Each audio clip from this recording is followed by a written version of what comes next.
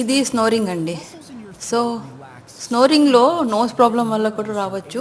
ఇంకో ఫ్యాక్టర్ ఉంది, ప్యాలటన్ ప్రాబ్లం అని. అంటే కొండనాలకు ఉంటుంది చూసే, లూజ్గా ఉంటుంది. ఇలా లూజ్గా ఉన్నప్పుడే అది ఎయిర్ వేవ్స్, ఆ యొక్క గ్రీన్ కలరు ఎయిర్ వేవ్స్ అన్నమాట. అలా ఊపిరి తీసుకుంటున్నప్పుడు అలా వెళ్తున్న కొద్దీ ఇది పడపడ కొట్టేసుకుంటూ ఉంటుంది. ఈ కొట్టుకుంటున్నప్పుడే ఈ సౌండ్ వస్తుంది. సో సడన్గా లెగుస్తారు ఇలాగా. ఏంటి ఊపిరి ఆడక మీరు అర్థం చేసుకుంటే గురక తీసుకుంటున్న వాళ్ళ బ్రీతింగ్ ప్రాబ్లం ఉన్నది అని అర్థం చేసుకోవాలన్నమాట. So they should get treated. ఎందుకంటే ఓఎస్ఏ ఇలాగా ఊపిరి ఆడకుండా బయట లేసిపోతారు చూసారా, కార్డియాక్ ప్రాబ్లమ్స్, హార్ట్ ప్రాబ్లమ్స్ ఇలాంటివి కూడా రావచ్చు లాంగ్ స్టాండర్డ్. సో నెగ్లెక్ట్ చేయకండి స్నోరింగ్ని.